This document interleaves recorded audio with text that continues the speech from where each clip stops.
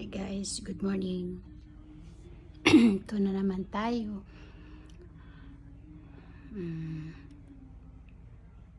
Sa hirap pala ng buhay, yung mga taong palaging nababanggit yung hirap ng buhay,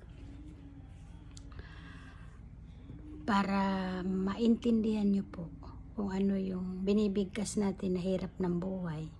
Kasi po, nasa sa atin naman po yun. Yun yung dalawang opsyon lang naman ang kailangan natin pagtuunan ng pansin. Kung gusto mo ba manatiling hirap sa buhay or gusto mo nakakaangat sa buhay. Okay. So, yung option din, dalawang option yun. Ikaw po yung mamimili dyan. Okay. Kung matagal ka nang nahihirapan sa buhay mo, ano po ba yung solusyon? Ano po ba yung nararapat na gawin para maalis ka na dyan sa palagi mong binibigkas na hirap ng buhay? Una, baguhin mo yung subconscious mo, yung mindset mo. Alisin mo yun yung ang palaging tumatatak sa subconscious mo, yung kahirapan sa buhay. Dapat yan ang number 1 na mabago sa'yo. Ano ba yung mga bagay na dapat mong gawin para magawa mo yung mga bagay na hindi makakapagbigay sa'yo ng kahirapan sa buhay? Alam nyo guys, ito po yun. Una, number 1, gumawa ka ng paraan. Mag-isip ka ng paraan kung ano ba yung solusyon dyan sa matagal mo nang nararanasan na kahirapan. Okay? For example, wala kang trabaho. Of course, kung wala kang trabaho, bugnot na bugnot ka sa sarili mo, diba? Kasi wala kang maibili. Gusto mong bilhin masarap na pagkain, gusto mo bilhin yung mga bagay na gusto mo sa sarili mo, hindi mo magawa. Bakit? Dahil wala kang trabaho, walang, diba? So, ang gawin mo lang guys, at palagi mong itatak sa isip mo yung solusyon, yung mga solusyon, mga bagay na makakatulong para mabago yung buhay mo. Ikaw mismo sa sarili mo ang makakagawa niyan. Hindi yung mga kapitbahay mo, hindi yung mga kapatid mo, hindi yung magulang mo, lalong-lalo na hindi yung ibang tao.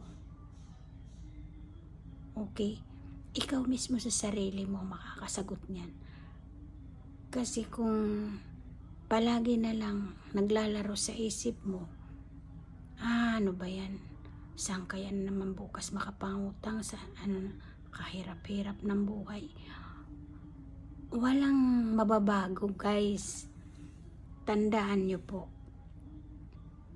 hindi po kayo makakaalis dyan. Mananatili po kayong ganyan dahil laging yun yung naisip nyo Hindi kayo makaalis-alis. Kailangan mag-take action po. Take action.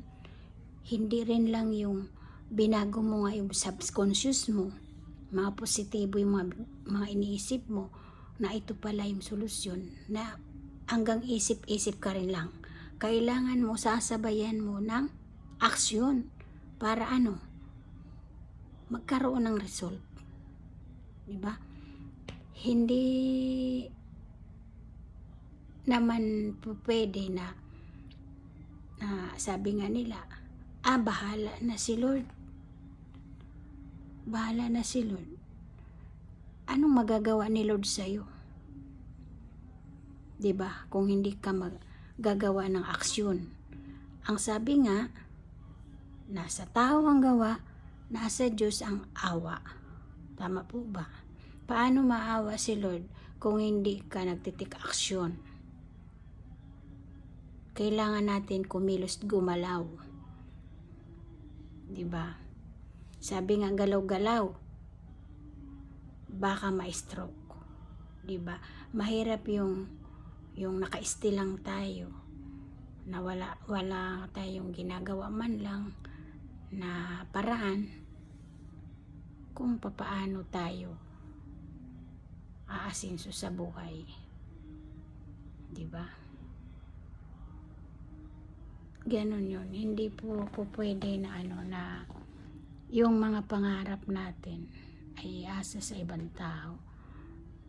Tayo mismo sa sarili natin ang makakagawa niyan, walang iba.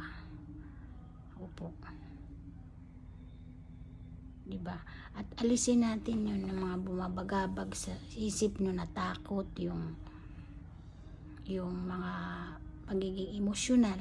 Kasi pag palagi tayong emosyonal sa buhay, ang mangyayari dyan, hindi na tayo makakagawa ng mga bagay na makakatulong para sa ating pag-asenso. Kasi ang nananatili sa iyo yung problema, di ba? Lalo ka lang diyan manghihina. Kailangan lumabang ka, laban, gising, di ba? Gumising ka. Hindi po pwede patulog-tulog. Kasi alam nyo ba, ang buhay natin maikli lang dito sa ibabaw ng mundo. Yung buhay natin ay hiram lang natin sa mahal na Panginoon. Tama po ba? Ngayon, hindi natin po pwede na yung katawan natin ay hindi natin pahalagahan yung buhay natin. Diba? Maswerte yung mga kagaya natin. Binigyan ka ng mata, binigyan ng kumpletong pangangatawan, magandang kalusugan. So, ikaw na lang yung nasa sayo na lang. Kung hindi ka kikilos, mararanasan mo talaga yung kahirapan ng buhay. Diba? Sunod mo talaga gumawa ng paraan, kumilos para hindi mo nababanggitin lagi at hindi mo naiisipin yung mukhang lagi akala mo kaawa-awa ka lagi. Tama po ba? Hindi po pwede yung palagi kang emosyonal sa sarili mo. Dahil pag nanatili kang ganyan at alisin mo yung pagiging inggitera sa buhay natin. Kasi wala pong maitutulong yan na maganda sa buhay natin. Tama po ba? Dapat gawin nating inspirasyon yung mga taong successful. Okay? Huwag po tayong maiinggit. Diba? Ano ang dapat nating gawin? Kailangan po natin magsikap para yung taong iniidolo natin, kung sino man yung mga taong mga successful na yun, ay maging katulad ka rin nila. Tama? Dapat maging yun, inspirasyon mo kung ano man yung mga iniidolo mo, mga successful na mga tao. Diba? Ako hindi ko sinasabi na na narating ko na yung dapat kong marating sa buhay. Kasi ngayon patuloy pa rin akong lumalaban, nakikipaglaban sa hamon ng buhay. Okay? Nasa marangal na pamamaraan na wala tayong inaapakan tao. Ganon po dapat, para ang blessing sa atin ay tuloy-tuloy po, hindi po yun mapuputol. At gumagawa ng way ang Panginoon kung paano tayo mabibigyan ng masaganang buhay. Tama? Basta ang isipin lang natin, yung mga ginagawa natin ay nasa tama lang. Okay? maghanap buhay tayo ng marangal, ayos yun. Ang blessing niyan ay siksik-liklik at umaapaw. Diba? Itong mga nagkalat na mga opportunity, pwede natin yan subukan. Grab natin. Malay mo, dyan tayo masinso. Diba? Ang mga negosyo naman, dalawa lang naman lagi eh. Parang sugal lang yan eh. Either manalo ka o matalo. Pero sabi nga, paano ka nga mananalo? Paano ka magiging successful? Kung ang nananaig sa puso't isipan mo, yung mga past mo, yung mga naging karanasan mo, na hindi naman nakatulong sa'yo sa pag-asenso mo. Diba? Kung ikaw ay nakaranas ng mga negosyo na hindi ka naging successful, wag mo nang yan ulit-ulitin, wag mo nang balik-balikan, move on na po, kasi hindi natin pwede nang ibalik yung nakaraan. Yung past is past. Yung present, dito po tayo mag-focus para makagawa tayo ng aksyon. Ano ba talaga yung gagawin ko?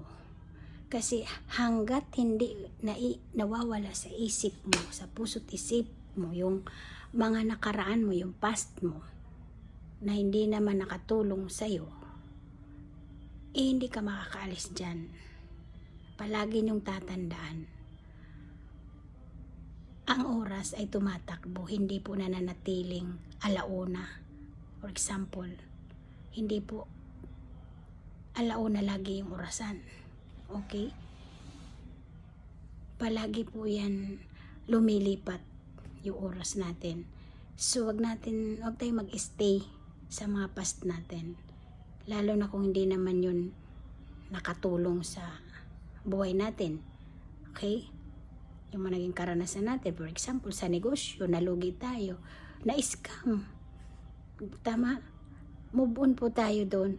Kasi kung babalik-balikan mo yun, lagi mo yung babalik-balikan, paano ka makakagawa, diba, ng aksyon na para malagpasan mo yung mga nakaraan na hindi nakatulong sa pag-asenso mo.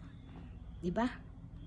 So, kailangan focus tayo dito sa present. Ulit-ulit ko po laging sinasabi yun.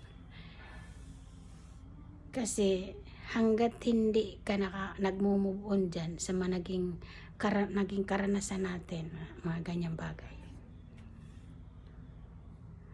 hindi tayo makakapunta doon, makaka-move sa mga dapat nating gawin.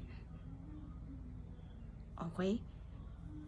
So yun lang guys, sana napulutan nyo to ng aral, nagkaroon kayo ng idea sa lahat ng mga sinasabi ko. Alright? So, yun lang guys, maging positive lang tayo sa buhay, mas bigyan natin ng pansin yung positibong mga bagay. Dahil pag palagi kang positive mag-isip, positive din yung magiging result ng buhay mo. Diba? Alright? Ano ba ibig sabihin ng positive? Plus, diba? Ibig sabihin plus. Paangat siya. Pag negatibo, minus. Diba? Habang iniisip mo ng iniisip yun, yung negatibo sa buhay mo, lalong lumalala, gumaganon. Hindi ka umaangat. Mananatili kang pabawas ng pabawas, pababa ng pababa. Minus nga eh, negative. Tama? Kailangan ito, yung subconscious ang baguhin natin, maging positive po tayo lagi. Alright? So, ayan lang po guys. Sa ngayon, sana inulit ko po, wag po tayong maging emosyonal, tanggalin natin yung mga negatibong iniisip natin. Okay? Laging positive. Okay? Sa mga bagay na doon tayo mag-focus sa mga bagay na pwede natin gawin na paano tayo aasenso. Huwag nating tambayan mga problema. Okay? Kasi hindi tayo makakaahon. Alright? Posible pang magkasakit ka sa kaiisip mo. Tama po ba? At pag nagkasakit, ano na mangyayari? Apektado yung kalusugan mo. Apektado yung trabaho mo, kung may trabaho ka. Tama? At pag nangyari yon, paano na ang family mo kung isa ka sa breadwinner? Lahat na apektado pamilya mo, trabaho mo, kalusugan mo. Tama? So walang maidudulot na mabuti yung palagi kang nag-iisip ng mga problema sa buhay. Alisin natin yan. Gawin lang, laro-laruin lang natin yung buhay natin. Diba? Kasi saglit lang tayo dito sa ibabaw ng mundo. Wala pong for life. So samantalahin na natin yung buhay na binigay sa atin ni Lord. I-enjoy natin sa tamang pamamaraan. Alright? So, yan. Once again, ako muli si Rowena Libita ng Team 1, isang OFW ng Kingdom of Saudi Arabia na palaging nagsasabing achieving our dreams together. Bye-bye. Love you all. God bless us all. Have a great day. And keep safe always. See you at the top.